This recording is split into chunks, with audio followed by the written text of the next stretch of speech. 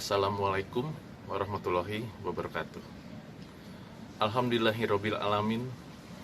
Wassalatu wassalamu ala israfil anbiya wal mursalin wa ala alihi wa sahbihi ajmain. Amma ba'du.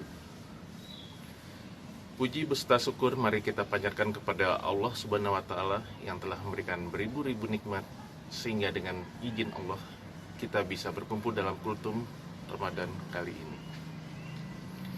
Tidak lupa selawat dan salam tercurahkan kepada Nabi Muhammad SAW beserta keluarga, sahabat.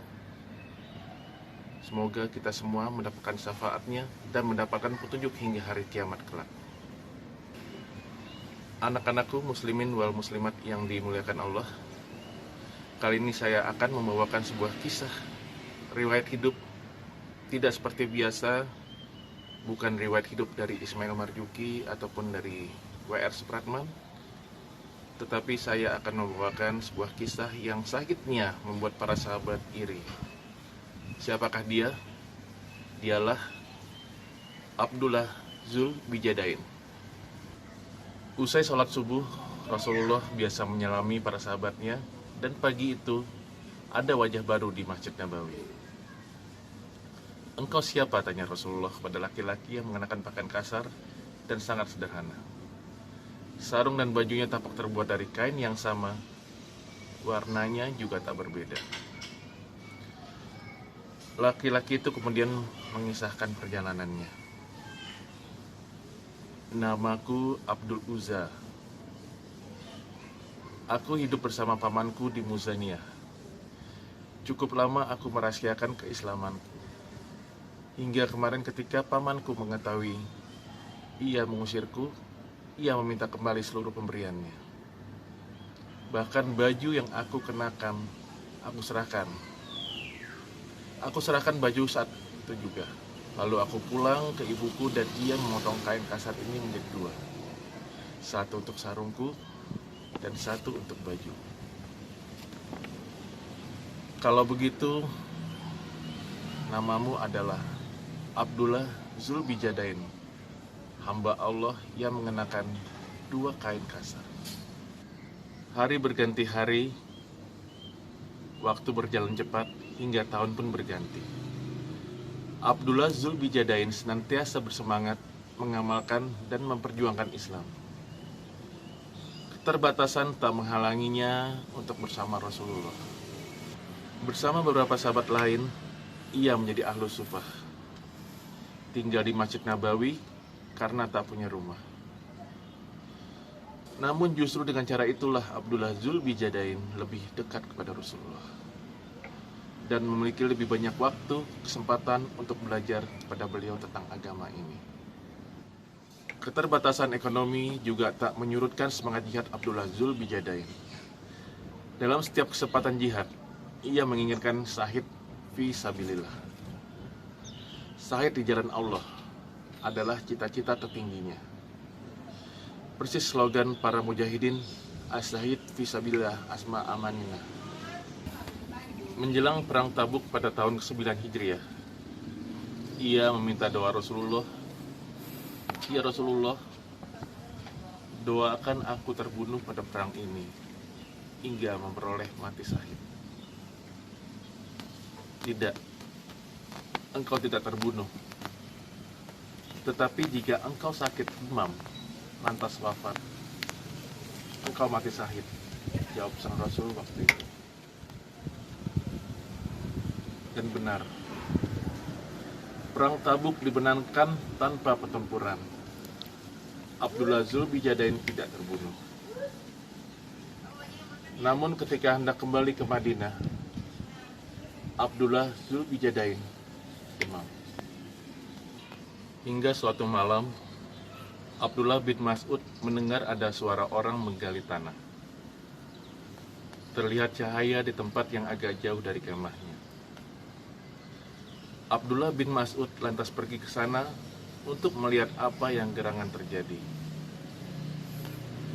Rupanya Rasulullah bersama Abu Bakar dan sahabat lainnya sedang menggali makam. Lalu Rasulullah membopong jenazah dan memasukkannya ke liang lahat. Ya Allah, hari ini aku ridho kepadanya, maka ridhoilah dia.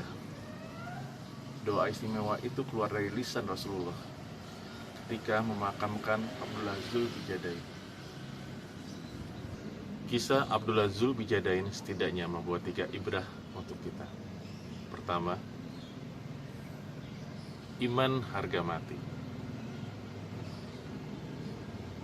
Demikian besar tantangan yang dihadapi oleh Abdullah Zulbijadain untuk menjadi seorang muslim.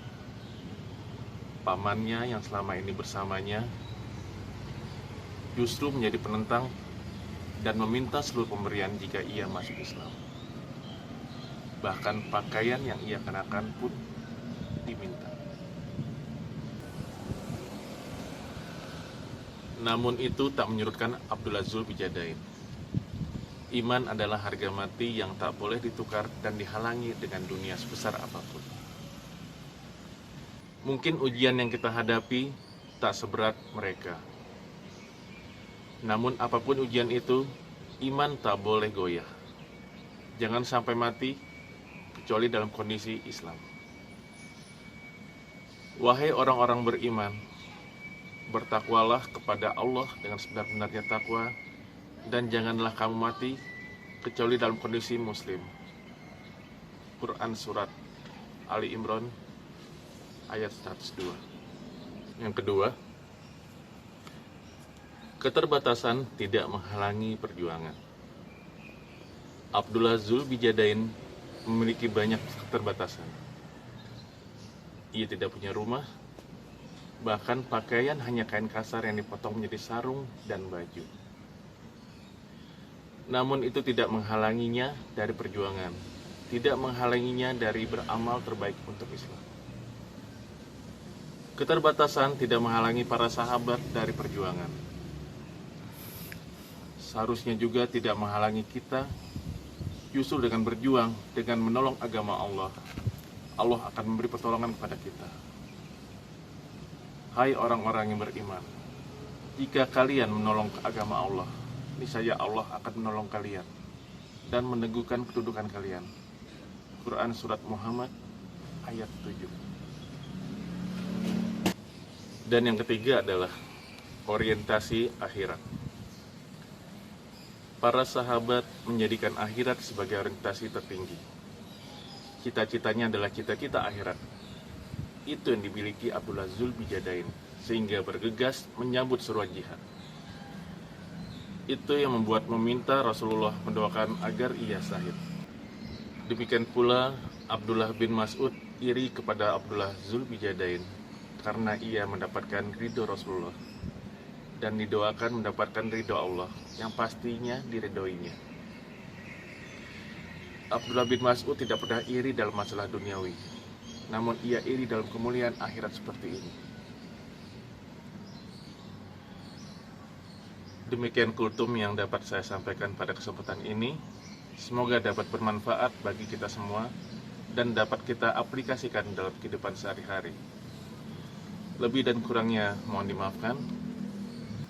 Subhanakallahumma wa bihamdika asyhadu an la ilaha illa anta astaghfiruka wa atubu ilaik. Assalamualaikum warahmatullahi wabarakatuh.